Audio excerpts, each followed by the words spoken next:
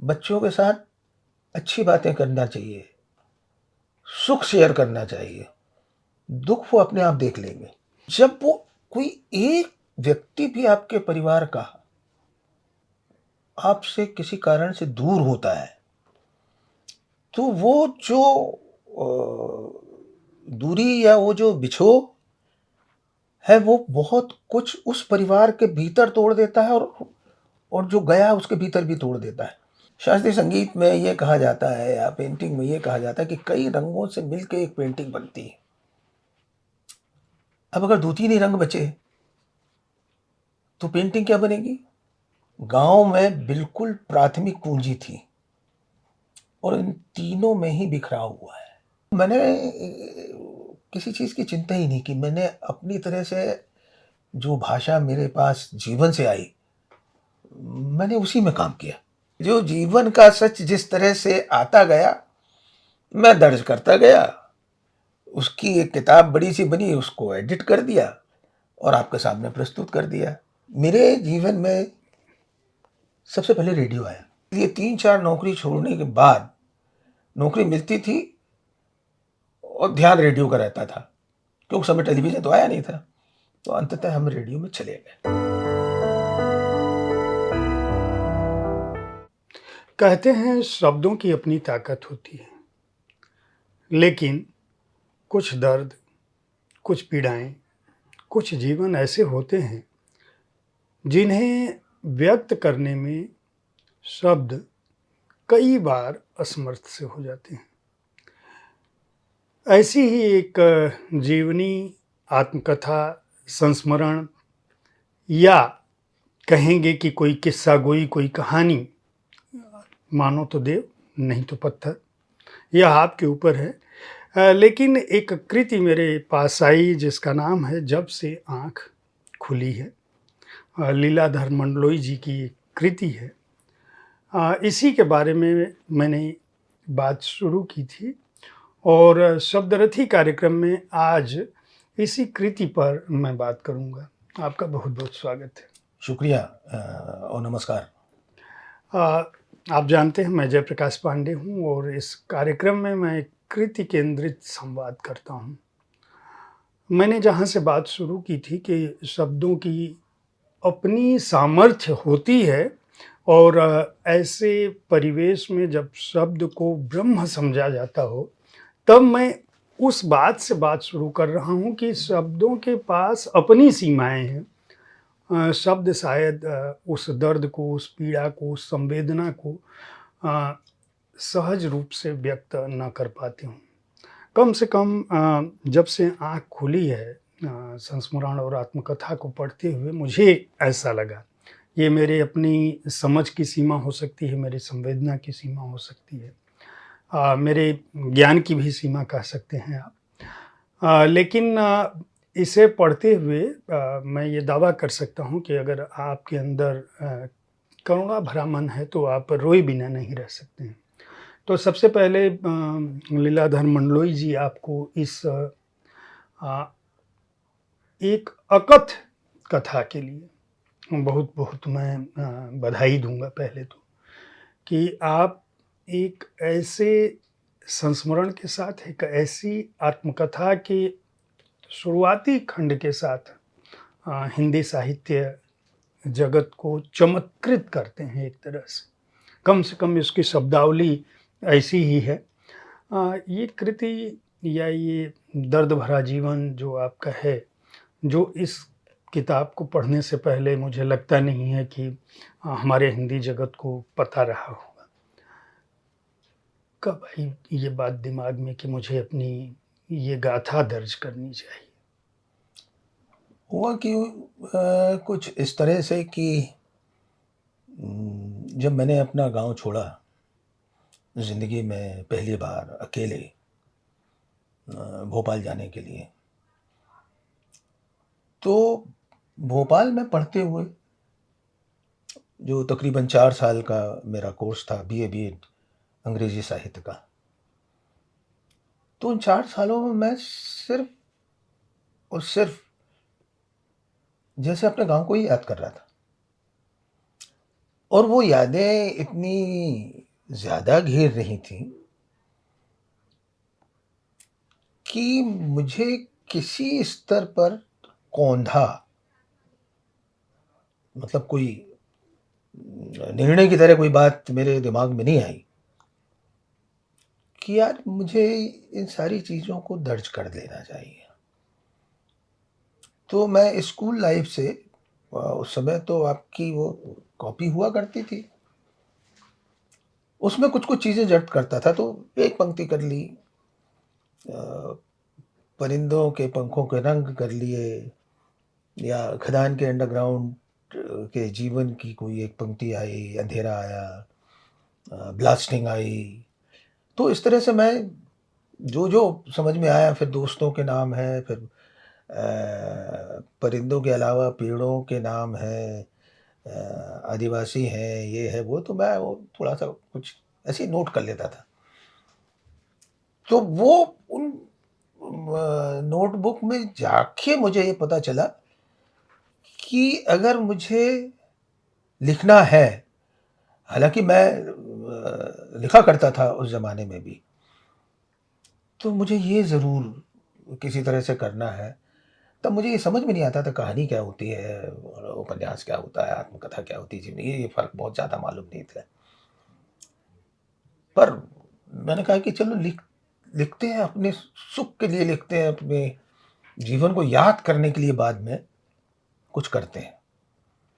तो वो उस तरह से मैं जितनी यात्राओं में वापस गया, तो जो-जो मेरी बचपन की यादें थीं, प्रसंग थे, संदर्भ थे, उनको अपने दोस्तों के साथ, परिवार के साथ, जिनके साथ खदान में काम किया उनके साथ, आदिवासियों के साथ, वो मैंने शेयर किए। और अपने आप को सत्य के बिल्कुल करीब जाने के लिए मैंने जो देखा था, सुना था, उसको वेरीफ़ाई किया। और उसके बाद फिर मैंने अपनी डायरी लिखनी शुरू की। तो वो जो डायरी लिखने का क्रम था, करीब 25-30 साल तक चलता रहा। मैं जितनी यात्राओं में जाता था, तो अ, कोई एक चरित्र ज़हन में था, नोटबुक में था, लेकिन उसके बारे में कुछ चीज़ें भूल गया था। तो मैं उनके पास भी लौटा। तो इस तरह से मैं लिखता गया, तो वो करीब 600 पेज हुए थे। लेकिन जब ये किताब बनाई, तो वो 250 पेज की है, बाकी मैंने एडिट कर दी बहुत निर्मम ढंग से, और मैंने अपने टैबलेट से उड़ा भी दिया उनको। आपने जब से आँख खुली है कि जो शुरुआती पंक्तियाँ हैं मीर की एक शायरी को आपने लिखा है, और पहली पंक्ति है कि सबसे कठिन होता है बचपन को याद करना, और उससे भी ज़्यादा चुनौतीपूर्ण होता है उसे लिखना। आप इस पूरी कथा को लगभग 30, मुझे लगता है कि 3 दशक से अधिक समय से दर्ज कर रहे थे। ये जो पीड़ा का स्वर है इस आत्मकथा में, मैं अपने दर्शकों को बता दूं कि राजकमल प्रकाशन ने इस आत्मकथा को प्रकाशित किया है, और हाल के कई वर्षों में, मुझे लगता है दशक भर से अधिक समय में, मेरे द्वारा पढ़ी गई ये सबसे मार्मिक आख्यानों में से एक है। और मार्मिक आख्यानों में से इसलिए एक है क्योंकि इसमें जीवन की सच्चाई है, और जिस रूप में आई है, मैं अभी मंडलोई जी से ये जानने की कोशिश भी करूँगा कि उन्होंने आपका जो लेखन का कौशल है वह इसमें कितना अधिक है। अ, भूमिका की बात मैंने की कि आपने कहा है कि बचपन की ओर लौटना कठिन है और उसे दर्ज करना और भी कठिन है। ये कठिन क्यों है? वो पहले अध्याय में, पहला अध्याय जो है उसका वाक्यांश है। मैं बताता हूँ, शुरुआती कुछ पंक्तियाँ पढ़ूँगा। लौटना तकलीफ़ों में होता है, लौटने का रास्ता उबड़-खाबड़ है, साफ-सुथरा नहीं। टेढ़ी-मेढ़ी गलियाँ जिस पर नुकीले पत्थर हैं, बहुत और कांटे हैं, जिन पर माँ-पिता नंगे पाँव चले। यह बीती सदी के तीसरी दहाई की शुरुआत का समय रहा होगा। ये जो वाक्य विन्यास है, ये जो भाषा है, यह उस समय तो नहीं रही होगी जब आप डायरी में दर्ज नहीं कर नहीं, रहे हैं। यकीनन उस समय नहीं थी। देखिए क्या है कि ये जो अध्याय पूरा लिखा गया है, उस अध्याय से ही ये निकल के आया है, और मैंने थोड़ा सा फॉर्म के स्तर पर काम किया। तो मुझे ये लगा कि जैसे कथक में कलाकार के आमद के पहले उसके आने का पता चल जाता है, उसके घुंघरुओं से, है ना, या जो शुरुआती तत्कार है, तो ये लगभग उसी तरह से है कि जो मैं लिख गया, एडिट किया बाद में, तो कुछ उसमें से कटा है तो कुछ जोड़ेगा भी। तो ये वो वाला हिस्सा है जो उस पूरे अध्याय से निकल के आया है, और मैंने इस सुविधा के लिए रखा ताकि इन पंक्तियों के साथ ही पाठक उसकी ज़मीन को समझ ले, ताकि उसको आगे पढ़ने के लिए आसानी हो। और ये बहुत सहज ढंग से काम करते हुए आया, अलग से टाँका हुआ नहीं है। हर अध्याय की शुरुआत लगभग काव्यात्मक पंक्तियों से हुई है। इनको आपने किस तरह से सृजित किया? इसको लिखने के दौरान जब इसे फाइनल कर रहे थे तब, या ये पहले से जैसे जैसे जीवन अनुभवों को दर्ज करते रहे आप उस दौरान भी ये लिखते गए? देखिए, मैंने कहा ना कि मैं एक-एक पंक्ति, एक-एक बिंब, कोई एक शब्द, कोई एक भाव, वो नोटबुक में, डायरी में हमेशा करता रहता हूँ। जब आप उसको रिविज़िट करते हैं किसी संदर्भ में, तो उसी में से पंक्तियाँ बन के निकल के आने लगती हैं। भई आपके अवचेतन में तो वो हैं, अगर अवचेतन में नहीं होती तो आपकी नोटबुक में, आपकी डायरी में नहीं आती। तो वो भीतर ही भीतर पकती रहती हैं, और तो जब उनको आना होता है ना, तो वो लगभग आश्चर्य की तरह आती हैं। मतलब वो सायास नहीं आती, और कम से कम इस पूरे संदर्भ में यही हुआ है। जैसे अगर अभी आप मुझसे बात करते हुए ये पूछें कि आपसे बातचीत के बाद मेरे भीतर क्या आया, तो हो सकता है इसी तरह की पंक्तियों में मैं बता सकूं। मैं इस आत्मकथा के हिस्से पर आता हूँ। इस पूरी पहले खंड में दो लोगों का बहुत अधिक प्रभाव है। एक, आपने माँ को बहुत अलग ढंग से याद किया है, उनके जीवन संघर्ष, उनकी जीवटता को।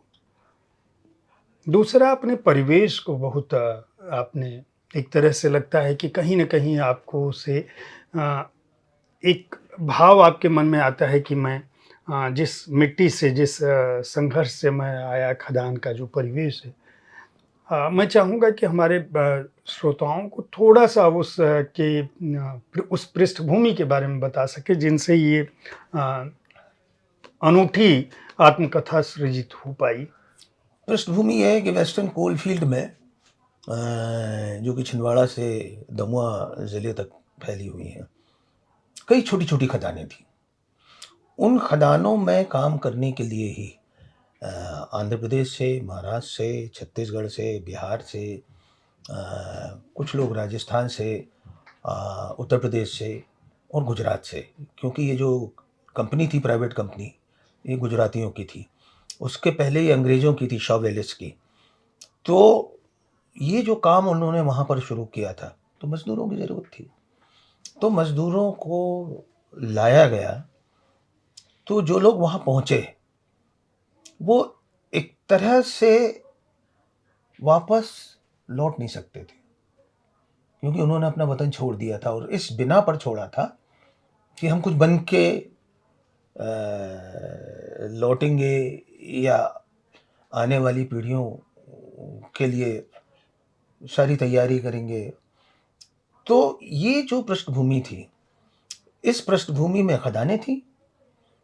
खदानों में समावेशी समाज था, क्योंकि कई प्रदेशों से आया हुआ था।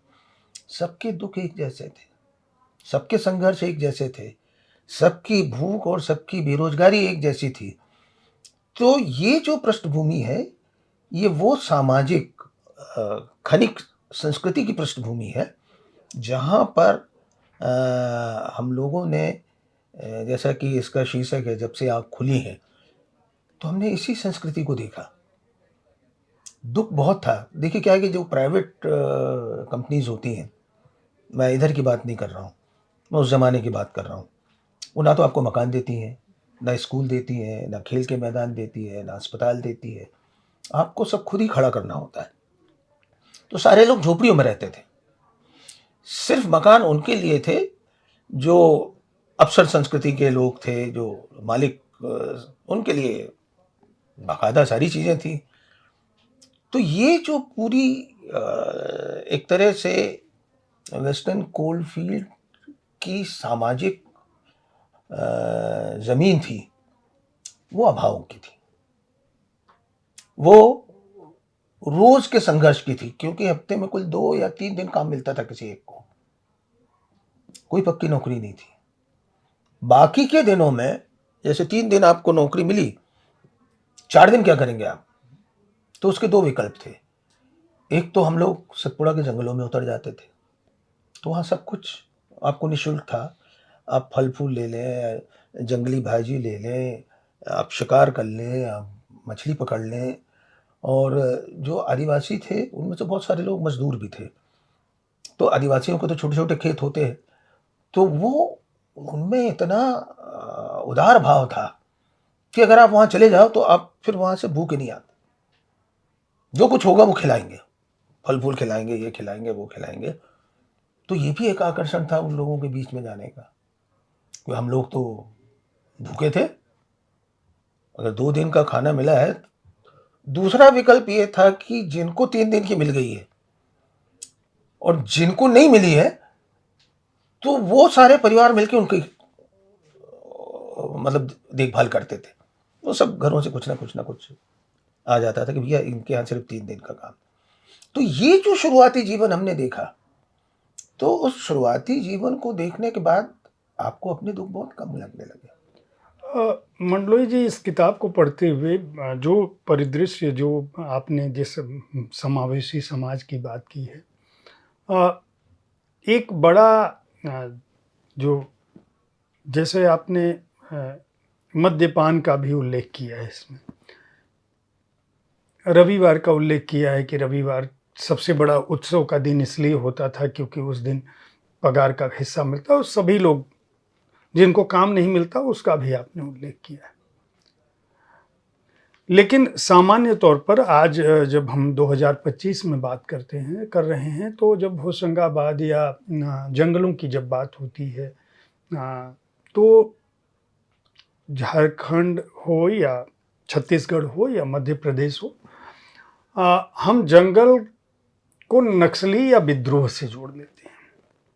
खदानों की बात होती है तो हम ये मान के चलते हैं कि वहाँ जो बंधुआ मजदूरी अधिक होती है या दबंगों का बोलबाला होता है। आपकी इस पूरी आत्मकथा में उस तरह का अंश नहीं है, ज्यादती है लेकिन वह अपने परिवेश की है। शोषण के प्रति भी हिकारत का भाव आपके मन में या आक्रोश का भाव नहीं है। इस आत्मकथा की जो सबसे बड़ा, अगर मुझे कहेंगे कि मैं इसको किस रूप में देखता हूँ, तो कई चीज़ें हैं। जैसे मेरे हिसाब से जिस तरह से प्राकृतिक परिवेश का आपने उल्लेख किया है, जिस तरह से समावेशी समाज का उल्लेख किया है, जिस तरह से मजदूर वर्ग के संघर्ष और उस संघर्ष से जो सकारात्मकता निकलती है उसका उल्लेख आपने किया है। यहाँ तक कि जिन बातों को हमारा सभ्य समाज विकार समझता है, उसका भी उल्लेख आपने बहुत ही सकारात्मक ढंग से रखा है। ये इस आत्मकथा की मैं इसीलिए अपने दर्शकों को बार बार कह रहा हूँ कि ये कृति जो है हिंदी साहित्य में एक ऐसी दस्तक की तरह से है जो आपको कुछ न कुछ सिखाएगी, बशर्ते आप समझना चाहते हो, उस परिवेश से कुछ सीखना चाहते हो। तो ये जो प्रकृति समाज, जितना आपके यहाँ इस कृति में प्रकृति उदार है, उतना ही आपका समाज भी उदार है, तमाम संघर्षों और पीड़ाओं के बावजूद। इसकी क्या वजह है? देखिए, इसकी एक वजह है, एक तो जो आपने आक्रोश और उसकी बात की है, वो है इसमें।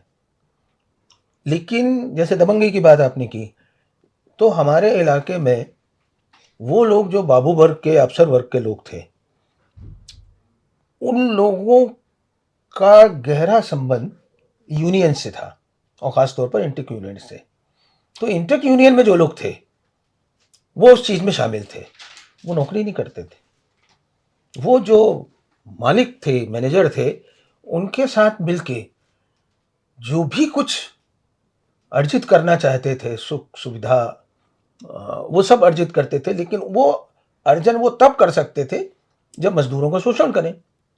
तो वो तो उन्होंने किया, और वो आक्रोश भी था, लेकिन वो आक्रोश वैसा नहीं था जिस तरह से हम देखते हैं, क्योंकि वो प्राइवेट कंपनीज का जमाना था।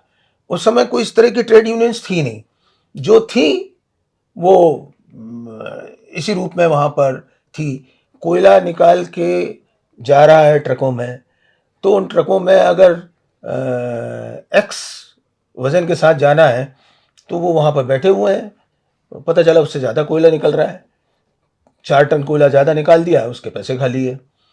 तो ये सारी चीज़ें थी वहां। लेकिन जो मजदूर थे, मजदूर के हाथ में पावर इसलिए नहीं था कि यूनियन भी उन्हीं की थी। यूनियन भी अगर मालिक की हो जाए तब क्या करेंगे आप? इसलिए प्रकृति में जो उदारता थी, और उस उदारता में आप 4 दिन 3 दिन अपने भोजन के लिए जाते थे,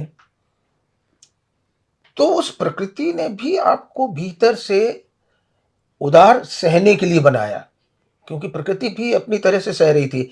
जो खदानें खुद रही थी, तो जंगल कट रहे थे, तो प्रकृति जिस तरह से सह रही थी, उस तरह से मजदूर समझ भी रहे थे, बोल नहीं पाते थे, अभिव्यक्त नहीं कर पाते थे। लेकिन देखिए, वो जो लोकगीत होते हैं, या जो आपके कालजयी ग्रंथ होते हैं, उसकी जो प्रार्थनाएं होती हैं, वो सब गाते थे, और सारी चीजें समझते थे, और सारी भाषाओं के लोग थे। तो वो समावेशी समाज इसलिए बना कि सब लोगों ने एक दूसरे का हाथ थामा हुआ था, और दर्द में थामा था। और जैसे संडे का था दिन, इतवार की बात होती थी, तो खा पी के वहां भी थमा हुआ था। तो वो दुख में जो आनंद होता है, और गरीबी में जो अमीरी होती है, ये हमने बचपन से देखा। तो शायद उस वजह से इसका जो रंग है, वो कुछ उस तरह से बन गया। आपने लोकगीत की चूंकि बात आई, तो जिस गीत का बड़ा उल्लेख आपने किया है बचपन का, कि किस तरह से कपड़े के झूले पे झूलने की और माँ की गंध की एक बात कही है, और जिसको आपने दीदी से आपने पूछा था, और उसमें है कि झूल भैया झूल, तोरी टोपी में फूल, गिर गई टोपी बगर गए फूल। ऐसे पढ़ने में आज की पीढ़ी को समझ में नहीं आएगा, लेकिन जिस लय की आपने बात की है उसकी कल्पना की जा सकती है। मैं अगर ये पूछूं कि जब से आँख खुली हैं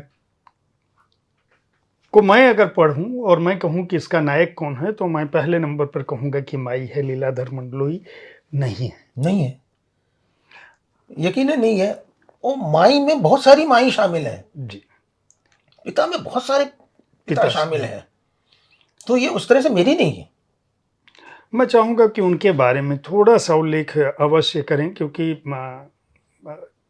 हमारे जो दर्शक देख रहे हैं इस कार्यक्रम को, लीलाधर मंडलोई जी के बारे में हिंदी साहित्य में अगर आप की जो भी अभिरुचि रही है, तो आपका परिचय जो है, बड़े कवि हैं, 50 से अधिक पुस्तकें प्रकाशित हो चुकी हैं, बड़े अधिकारी रहे हैं, और आधुनिक हिंदी साहित्य जगत के जितने भी बड़े नाम हैं, सभी से आपका व्यक्तिगत स्तर पे वास्ता रहा है, पाठकों से रहा है, और दूरदर्शन से लेके साहित्य, कला, संस्कृति का कोई क्षेत्र शायद ही हो जिसमें आपकी अपनी गति और व्याप्ति न हो।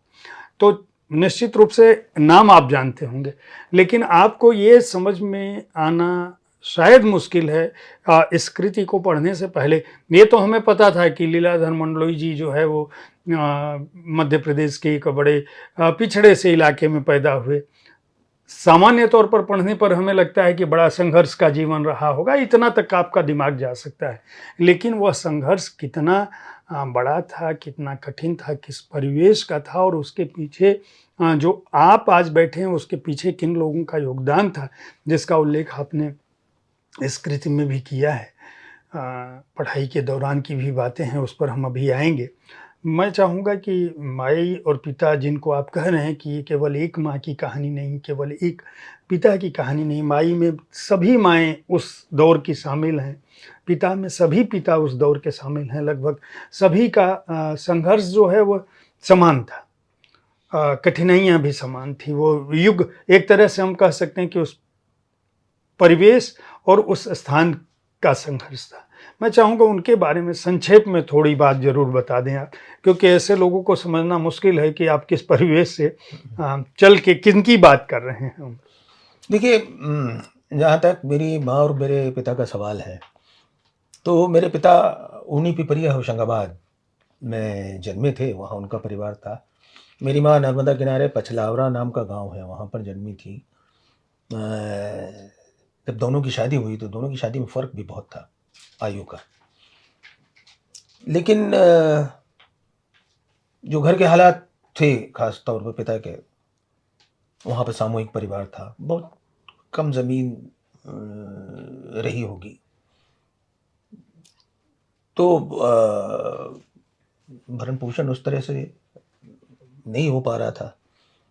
तो पिता ने वो सारा कुछ उनको दिया, हमारे चाचाओं को, और हमारी माँ से कहा चलो हम निकल चलते हैं, देखेंगे ज़िंदगी क्या होगी। तो उस ज़माने में कोई सड़क मार्ग उस तरह का नहीं था, बसेस वगैरह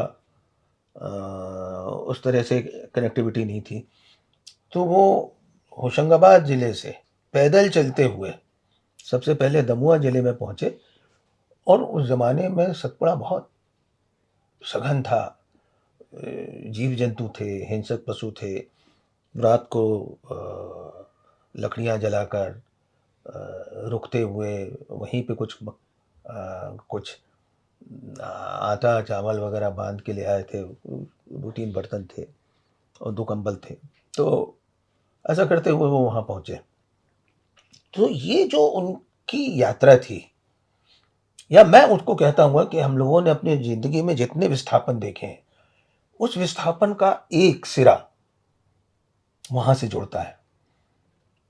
तो अगर उन्होंने नंगे पाँव चलते हुए अपने लिए एक जीवन की तलाश में जो भटकना शुरू किया था, और जो कुछ भी उन्होंने पाया, वो उतना नहीं था कि जितना उनसे काम चल सके। लेकिन वो जो जिजीविषा थी ना, उस जिजीविषा में मुझे लगता है कि मैं अपने माँ और पिता के बारे में कुछ लिख नहीं सका।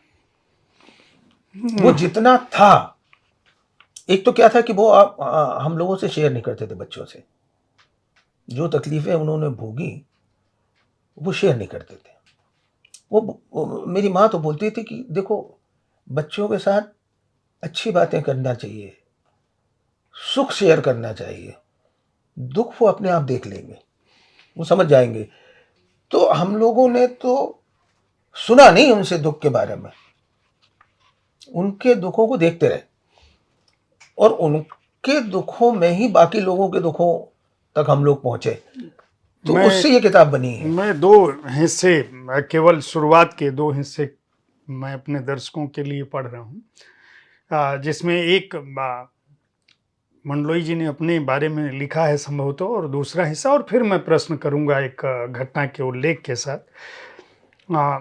छठा, इसमें इस आत्मकथा की एक अच्छी बात यह है कि खंडों का आपने उल्लेख किया है, अध्यायों का नंबर दिया है उस पर। तो 6 नंबर पे जो है, अगर मैं सतपुड़ा में पैदा न होता राग सतपुड़ा, न होती भीतर एक बहुत कोमलतान, मैं मजूर क्रोध में जन्मा, यकीनन किसी अप्रत्याशित अपराध में कोई दूसरा हुआ होता। 14वें नंबर पर आपने लिखा है, वह अपढ़ माँ बाप की भीगती खुशी थी या कोई दूर टिमटिमाता सपना, कहना मेरे लिए मुश्किल, बस उन आँखों के अर्थ पाने की कोशिश में मेरी आँखें पानियों से भरी थी। आपने जो अभी कहा कि माता पिता ऐसे थे जो पीड़ा को बांटना नहीं चाहते थे, तो इस आत्मकथा में एक किस्सा है कि जब आपका परीक्षा परिणाम आया था मिडिल स्कूल का, और पिताजी को पता चला और वो साथ में आपको लेके लौटते हैं। आप भाप नहीं पाते हैं कि इनके चेहरे पे खुशी है कि दुःख है, वो किसी को नमस्ते का जवाब देते हैं, नहीं देते हैं। फिर एक जगह रुकते हैं पानी पीने के लिए और आपको कुछ खिलाने की कोशिश करते हैं। आप बड़ा दबाव में उनको एक टुकड़ा खिला पाते हैं गुड़ का। और फिर जब घर पहुँचते हैं तो आपको ये नहीं समझ में आता है, वो तारीफ़ करते हैं, आपकी बड़ी प्रशंसा करते हैं कि पास हो गया और बहुत अच्छे ये, और मास्टर साहब कह रहे हैं कि तेरा तेरा लड़का जो है बहुत आगे जाएगा, ये तो कलेक्टर बनेगा, बड़ा होगा, बड़ा आदमी बनेगा। और माँ कहती है कि इसने मेरे दूध की लाज रख ली।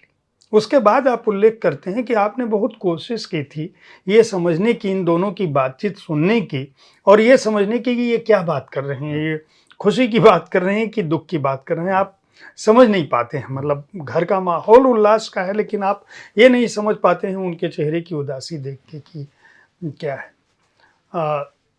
दरअसल पूरी आत्मकथा में वह दर्द, वह पीड़ा, वह अ, शामिल है। ये जो परिवेश था, जो माता-पिता की, वो लोग आपने लिखा भी है कि दोनों लोग अक्षर ज्ञान नहीं था, पढ़े-लिखे नहीं थे, लेकिन ज्ञान बहुत था। व्यावहारिक दुनियावी ज्ञान बहुत था उनको। प्रकृति का ज्ञान था, जीवन का ज्ञान था। आपने मैं इसीलिए दर्शकों को बार-बार कह रहा हूँ कि आप जब तक पढ़ोगे नहीं, समझ नहीं पाओगे हमारी बातें। आपने दवाओं का उल्लेख किया है, आयुर्वेद का उल्लेख किया है, खान-पान में मसालों का उल्लेख किया है। ये जो माता-पिता का जो उस समय का व्यवहार था और आज की जो पीढ़ी है, आज जब उस अतीत की तरफ आप जाते हैं,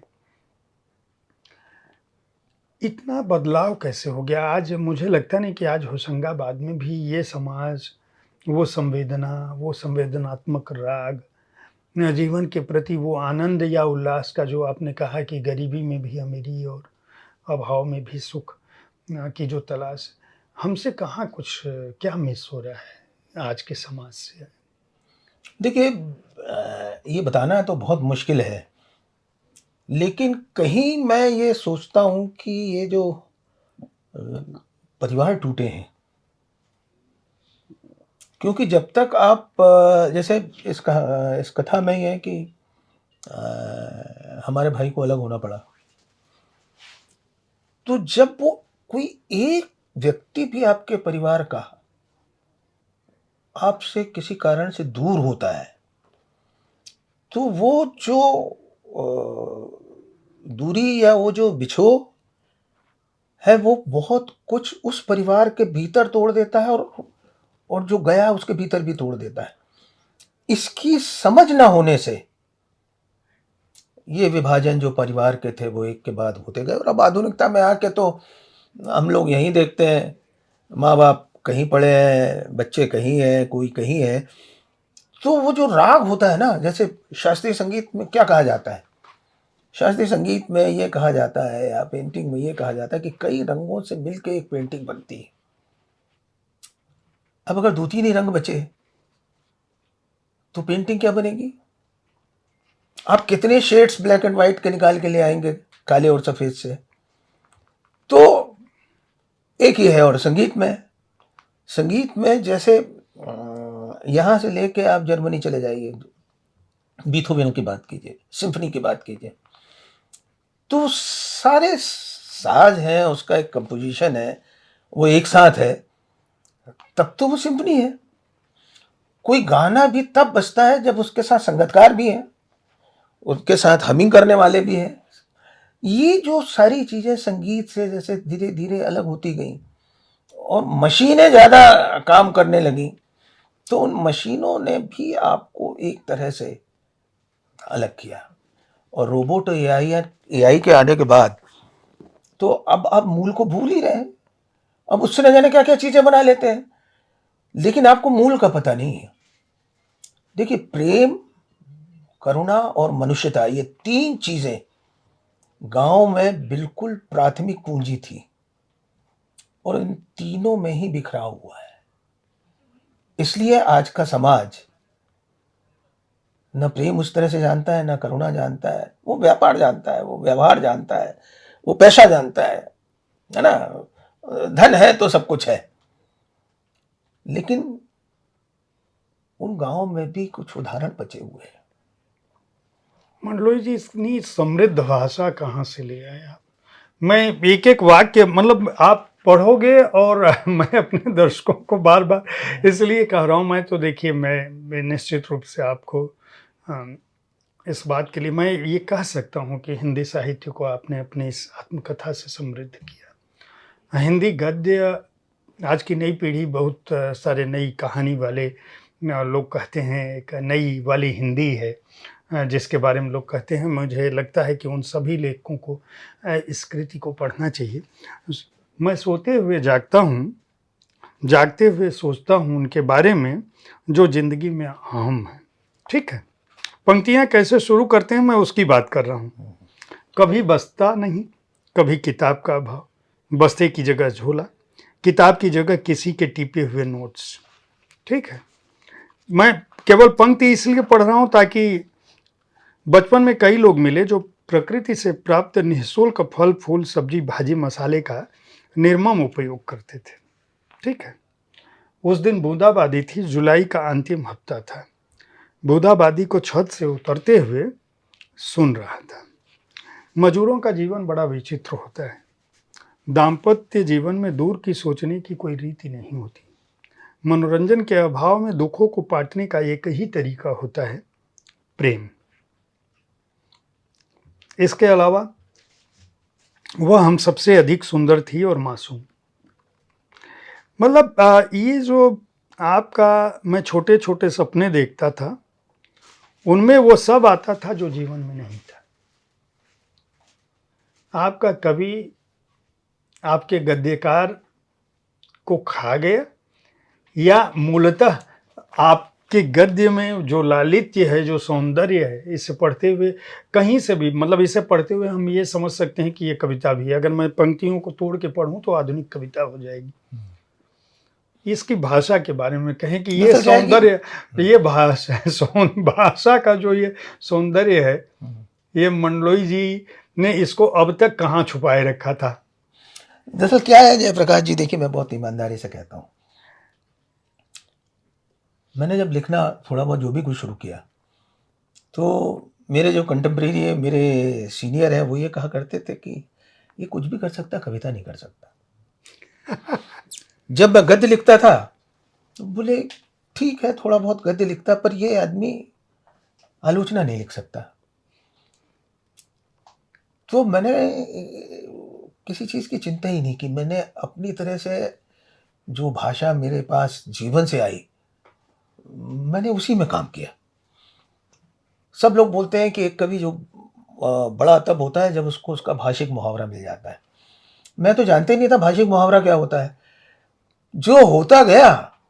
लेकिन हाँ, मैंने जैसे एक क्लासिकल म्यूज़िक का आर्टिस्ट चिल्ला करता है या 15 घंटे 16 घंटे रियाज़ करता है, तो वो तो नहीं, लेकिन हाँ, मैंने रियाज़ खूब किया। और रियाज़ क्या होता है, जो आपके भीतर आए आप लिखते जाओ, लिखते जाओ, लिखते जाओ। मेरे पास कम से कम 20-25 डायरियाँ ऐसी होती हैं जिसमें मैं लिखता रहता हूँ।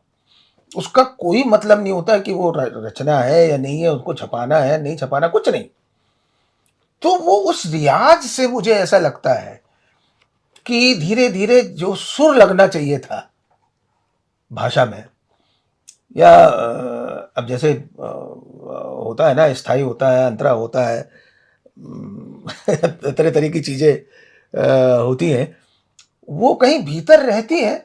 वो सुर लगने के बाद वो अपने आप आती जाती हैं। तो अगर आप कह लें कि वो लोक की कहावतें अपने आप आके बैठ गई, कविता के टुकड़े आके बैठ गए, या वो गद्य में टुकड़े हैं कि टुकड़ों में गद्य है, ये मैंने इन सारी चीज़ों की बहुत ज़्यादा चिंता की नहीं। अब वो कुछ बन गया। आप ये मानिए कि जो जीवन का सच जिस तरह से आता गया, मैं दर्ज करता गया। उसकी एक किताब बड़ी सी बनी, उसको एडिट कर दिया और आपके सामने प्रस्तुत कर दिया। मेरा इसमें कोई कमाल हमाल नहीं है।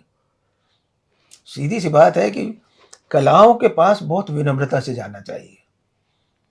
तो किसी भी तरह की कला है, तो मैं जब भाषा के पास, शब्दों के पास विनम्रता के साथ जाता हूँ तो वही कुछ दे देते हैं मुझे। यही मान लीजिए, क्या करें। ये आत्मकथा कितने खंडों में आएगी, क्योंकि इसमें आपने मुझे लगता है कि इन ग्रेजुएशन जब स्नातक में आप गए हैं वहाँ तक का उल्लेख है, 17 और साल तक का। कि किस तरह से भैया ने हाँ। उसकी भी एक कहानी है कि आपकी इच्छा नहीं थी छोड़ के उस परिवेश को जाने की, क्योंकि आपको लगता था कि मेरे जाने से घर के काम का जिम्मा जो है माँ पर ज़्यादा पड़ेगा, और जो भाई एक बीमार था और बहन छोटी है आ गई थी, आपको लगता था कि इनकी सारी जिम्मेदारी इनके ऊपर पड़ जाएगी, इसलिए मैं नहीं जाऊंगा। और फिर फॉर्म भर दिया और आपको छात्रवृत्ति मिल गई। ये जो जीवन में शिक्षा का जो महत्व है, जो इस किताब को पढ़ते हुए मुझे लगा कि माई खुद भले ही नहीं पढ़ी थी, पिताजी भले ही खुद पढ़े नहीं थे, उनका जीवन भले ही जितना भी संघर्षपूर्ण था, लेकिन ये जो शब्दों की दुनिया है, जो अक्षर की दुनिया है, और इससे पढ़ के कुछ हासिल किया जा सकता था। उस समय तक तो शायद आपने भी मुझे नहीं लगता है कि ये समझा होगा कि मैं कल को कहाँ पहुँच जाऊँगा। लेकिन उसका क्या महत्व है, और हमारे दर्शकों को इसलिए भी जानना ज़रूरी है क्योंकि आज की पीढ़ी जब भी उसके सामने कोई संघर्ष आता है, कम से कम जितने लोग भी हमारे इस कार्यक्रम को देख रहे होंगे, मैं यह दावा कर सकता हूं कि जिस परिवेश से आप आए हैं, इनमें से किसी के भी जीवन में वह परिवेश, वह संघर्ष नहीं आया होगा जिससे गुजर के आप यहाँ तक पहुँचे हैं, और जिसकी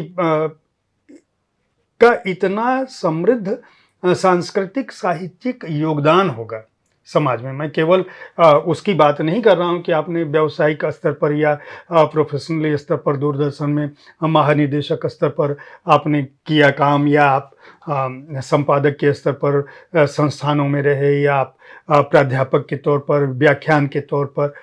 मैं उनमें से किसी भी व्यावसायिक सफलता का उल्लेख नहीं कर रहा हूँ।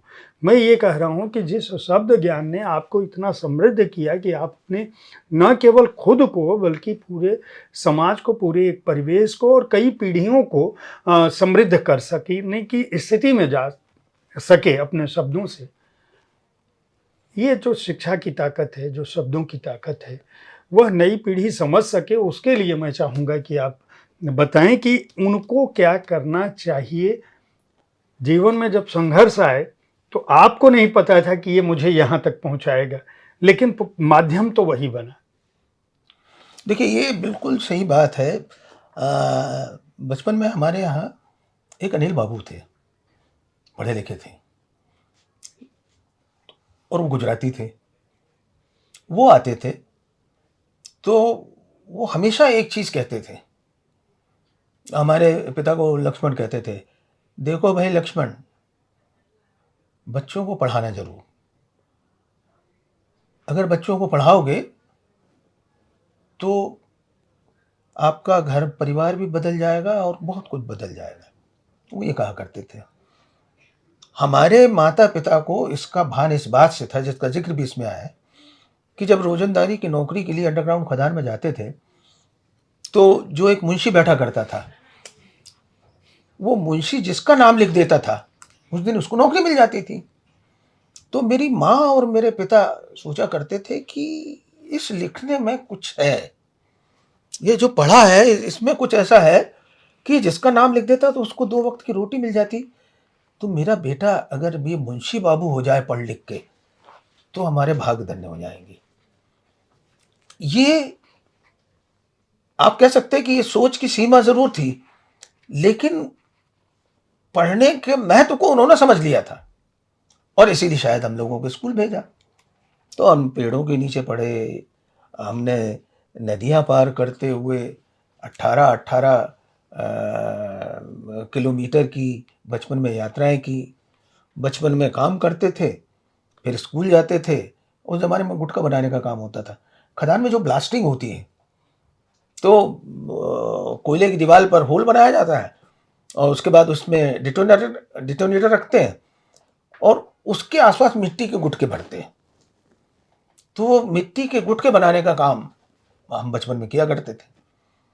तो जब मिट्टी के बनाए हैं, यानी कि मिट्टी गीली की है, उसको खूंदा है, उसको रोल किया है, गुटके बनाए हैं, और वो दिन में सूख जाएंगे धूप में, तो शाम को आके आपको खदान पर पहुंचाना भी है। तो ये सारी चीज़ों को हमने ना बहुत प्रकृति या बहुत ही नैसर्गिक ढंग से देखा। वो इसलिए कि बाकी लोग भी काम कर रहे थे। हमको ये लगता था कि हमारे घर में परिवार थोड़ा सा बड़ा है, तो हमको थोड़ा ज़्यादा काम करना चाहिए। तो जितनी मदद हो सकती थी, तो मैं अकेले की बात नहीं करता, हम तीनों भाइयों ने, सबने जनरल मजदूरी भी की, सबने खदान के बाहर भी काम किया, सिरों पे मिट्टी रोई। तो वो सब हुआ और हमको लगता बड़े आनंद में हुआ भाई, क्योंकि वो करने के बाद, वो जो दिन भर काम करने के बाद जो वो 10 आने मिलते थे, और बॉयलर साफ करने के बाद जो 2 रुपए मिलते थे, या जो हमारे यहाँ सुखई सेठ थे, उनकी दुकान में मजदूरों के लिए दारू लाने के लिए 8 किलोमीटर दूर से हमको 1 बोतल का अठन्नी मिलती थी। तो वो जो अठन्नी मिलना था, उससे घर का कुछ बन जाएगा आज, ये भाव था, इसलिए उसका सुख था। अगर वो जो पैसा आया उसको उड़ा देते हम, तो वो सुख नहीं होता। तो मैंने वो जिस समावेशिता की या सामूहिकता की बात की, वो परिवार में था। हर भाई को लगता था यार कि आज घर में लाके कुछ कुछ कंट्रीब्यूट कर दें, और ये हमने थे, बाकी लोगों को भी यही था। बहुत संस्मरणों पे हम जितना जाएंगे वो उतना तो मार्मिकता बढ़ती जाएगी। मैं केवल आखिरी प्रश्न सुरैया और सिनेमा पर करूंगा, क्योंकि उसका क्या प्रभाव था जो आज तक आपके जीवन में, जो कैमरे के पीछे और कैमरे के आपके निर्देशन में, वो बचपन की उस स्मृति को जरा सा, क्योंकि वो थोड़ा एक हल्का नोट हो जाएगा संघर्ष से अधिक, जिसका आपने उल्लेख इसमें भी किया है। सुरैया के प्रति पिताजी का लगाव और बाकी आकर्षण आपने भी कम मतलब आकर्षित नहीं करता था, और पहली बार जब सिनेमा देखने का भी उल्लेख आपने किया है। देखिए क्या है कि मेरे जीवन में सबसे पहले रेडियो आया। जी। इसमें बड़ा लंबा जिक्र है। हाँ। एक राम प्रसाद थे, जिनका नाम ही फिर राम प्रसाद एक्टर हो गया। पहला मर्फी का रेडियो आया था, तो उसके आसपास सारे बच्चे बैठ जाते थे, गांव बैठ जाता था, मतलब महिलाएं भी, मतलब कोई शर्म नहीं करती थी, और वो सारे गाने सुनते थे। तो रेडियो के लिए पहला आकर्षण मर्फी का वो रेडियो, और वो राम प्रसाद एक्टर था जिसको फिल्मों के बारे में सब मालूम था।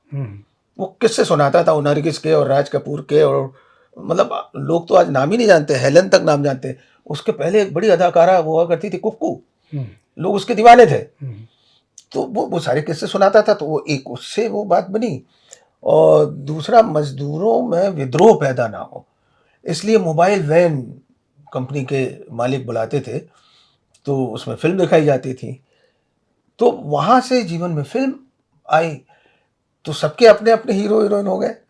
हमको, हमारे पिता को सुरैया बहुत पसंद थी, तो हमारे घर में सिर्फ एक फोटो जो थी वो राधा कृष्ण की थी शुरू से, और उसके बाद वो सुरैया की फोटो आके वहाँ लग गई। हमारी माँ बहुत चिढ़ती थी सुरैया से, लेकिन बार बार हमारे पिता को यही कहती थी कि टांग लो फोटो, काहू है, सुरैया तो हम ही है। तो इस तरह के जो बहुत लाइटर नोट्स थे, वो भी जीवन में बहुत थे। हमारे भाई को राज कपूर बहुत पसंद था, नरगिस बहुत पसंद थी, हमको मधुबाला पसंद थी। तो हमने वहाँ से एक, जो इस जमाने की लोकप्रिय, क्या बिल्कुल कमर्शियल संस्कृति है, उसका वो लोकप्रिय रूप हमने विविध भारती में देख लिया था, हमने उन फिल्मों में देख लिया था। तो कहीं वो चेतना में था, इसलिए 3-4 नौकरी छोड़ने के बाद नौकरी मिलती थी और ध्यान रेडियो का रहता था, क्योंकि उस समय टेलीविज़न तो आया नहीं था। तो अंततः हम रेडियो में चले गए, और रेडियो में उन्होंने कहा कि तुम्हारे पास बैंक की नौकरी है, तुम्हारे पास पीएससी कर लिया है, डिप्टी कलेक्टर का ऑफर है, तुम्हारे पास बैंक के प्रोबेशनरी मैनेजर का ऑफिस है, प्रोबेशनरी ऑफिसर का, तुम रेडियो में क्यों आना चाहते थे? मैंने कहा नहीं, हमारा बचपन का सपना है, पैसे वैसे तो हम बोल नहीं सकते थे, हमारा बचपन का सपना है रेडियो में काम करना, इसलिए हम आए। अरे तुम वहाँ रहोगे तो ये बन जाओगे। हमने कहा साहब आप रख लो हमको, हम यहाँ भी कुछ बन के बता देंगे। तो ये जो बोलना था, तो उन्होंने कहा ऐसा, चलो ठीक है, इस तरह से रेडियो में आ गया। और फिर ये कला का संसार सब ऐसा खुला कि हम मतलब ऑडियो में, वीडियो में, फिल्म में, पेंटिंग में, म्यूजिक में, वो सब सत्संग जो कलाकारों के साथ होता रहा, आप जैसे अदीबों से मिलते रहे तो कुछ ना कुछ आता रहा, तो उससे कुछ ये भाषा बन गई होगी। और क्या है, इसका दूसरा खंड कब आ रहा है? मुझे लगता है कि ये 3 खंड में कम से कम ये आत्मकथा जाएगी, क्योंकि 17 वर्ष की उम्र है, तो 17 से 50 पर कुछ होगा और 50 के बाद कैसा कुछ होगा। हाँ, कब तक आ रही है? अब मैं अभी तो लिख रहा हूँ, और इसको आए हुए अभी हाल ही में, हाँ, अभी तो इसको मुझे लगता है कि 3 महीने भी नहीं हुए होंगे। हाँ 3 महीने के आसपास हो रहे होंगे। संभवतः जुलाई में, जुलाई नहीं, मई में आई है। मई में ही आई थी। जी। तो मैं अब इससे क्या है कि जयप्रकाश, जैसे आपसे बात हो रही है या जो लोग इसके बारे में कुछ कह रहे हैं, उससे मेरा एक मानस कुछ बन जाए, क्योंकि दूसरा तो इससे ज़्यादा चुनौतीपूर्ण होगा, ऐसा मुझे आपको लगता लगता है, लेकिन मुझे ऐसा लगता है, मंडलोई जी भले ही कह रहे हैं कि दूसरा इससे चुनौतीपूर्ण होगा, लेकिन मुझे लगता है कि जीवन की जो कोमलता है और कोमलता के साथ उसकी कठोरता है, जो बचपन होने का, बचपने के प्रति जो आकर्षण आप कह सकते हो, या बचपने की जो चंचलता हो सकती है, या जो शरारतें हो सकती हैं, बहुत सारी बातों का हम लोगों ने उल्लेख नहीं किया, आप पढ़ेंगे तो आपको पता चलेगा। जैसे जैसे ये आत्मकथा आगे बढ़ती जाएगी, चाहे इसका संघर्ष भले ही बड़ा होता जाए, चुनौती चाहे भले ही बड़ी होती जाए, लेकिन निश्चित रूप से मैं ये मानूंगा कि इसकी कोमलता, इसका जो करुण भाव है, वह ज़्यादा व्यावहारिक होता जाएगा, ज़्यादा आधुनिक होता जाएगा। क्यों? क्योंकि बदलते परिवेश के साथ हमारे जिस तरह से जंगल बदले, जिस तरह से हमारी ज़मीनें बदली, जिस तरह से हमारे परिवार बदले, निश्चित रूप से उसका असर मंडलोई जी के साथ साथ बढ़ते प्रभाव और बढ़ते पद और बढ़ते अवसरों के साथ साथ वह आपके सामने आएगा। और मैं आपको एक बार फिर उस सच्चाई के लिए बधाई दूंगा, उस सत्यता के लिए बधाई दूंगा, और उस कालखंड को सामने लाने के लिए बधाई दूंगा जिसका आपने वर्णन किया है। केवल सतपुड़ा के जंगल नहीं है, यह कोई भी जंगल हो सकता है। केवल मंडलोई जी की ज़िंदगी नहीं है, बल्कि किसी भी मजदूर परिवार की यह ज़िंदगी हो सकती है। ऐसे अभाव से हर कोई दो चार हो सकता है जो बहुत अभिजात्य वर्ग में पैदा ना हुआ हो। जिस भेदभाव की इन्होंने बात की है, मैं तो जैसे जैसे इसको पढ़ता गया, एक समय ऐसा भी था कि कुछ बड़ी जातियां नहीं चाहती थी, उसके लोग नहीं चाहते थे कि ये आगे की पढ़ाई कर सकें। उसके लिए न केवल मंडलोई जी को बल्कि पिताजी को भी, माँ को भी बार बार सुनना पड़ा। शिक्षा क्या दे सकती है, शब्द क्या दे सकते हैं, आपका श्रम और संघर्ष आपको क्या दे सकता है, और उन सब के प्रति, अपनी स्थितियों के प्रति जो सकारात्मक सोच है, सकारात्मक भाव है, और कुछ पाने की जो जिज्ञासा है, अगर आप इसे समझते हैं तो मैं समझता हूँ कि किसी भी जगह हों आप, किसी भी युग में हों, आप निश्चित रूप से जीवन में उस मुकाम तक पहुँच सकते हैं जिसे शायद आपने सोचा ना हो। एक बार फिर बहुत बहुत आभार और बधाई आपको साहित्य तक बहुत में बहुत समय शुक्रिया देने के जयप्रकाश लिए। जी। और मैं समझता हूँ कि हमारे दर्शक जब से आँख खुली, लीलाधर मंडलोई जी की यह आत्मकथा केवल मंडलोई जी की आत्मकथा नहीं, समूचे एक कालखंड की कथा है, गाथा है। दुख है, दर्द है, उजड़ना है, बसना है, संघर्ष है, एक ऐसे परिवेश का उल्लेख है जहाँ जिस इलाके में ना अस्पताल थे, ना स्कूल था, ना सड़कें थी, केवल भूख थी, गरीबी थी, अकाल था, मृत्यु थी, दुर्घटनाएं थी। उन सब के बीच से आज हमारे समक्ष हैं, तो निश्चित रूप से आपके सामने अवसर ज़्यादा हैं, सुविधाएं ज़्यादा हैं। मैं उम्मीद करता हूं कि आप इसे पढ़ेंगे और इस कार्यक्रम के बारे में अपनी राय से अवगत कराएंगे। राजकमल प्रकाशन समूह ने इस आत्मकथा को प्रकाशित किया है। 350 रुपये इसका मूल्य है। अगले सप्ताह फिर मैं ऐसी ही किसी शख्सियत के साथ मिलूंगा। साहित्य तक देखते रहें, शब्दरथी कार्यक्रम को देखते रहें और इस कार्यक्रम के बारे में अपनी राय से अवगत कराना ना भूलें। धन्यवाद। बहुत बहुत धन्यवाद।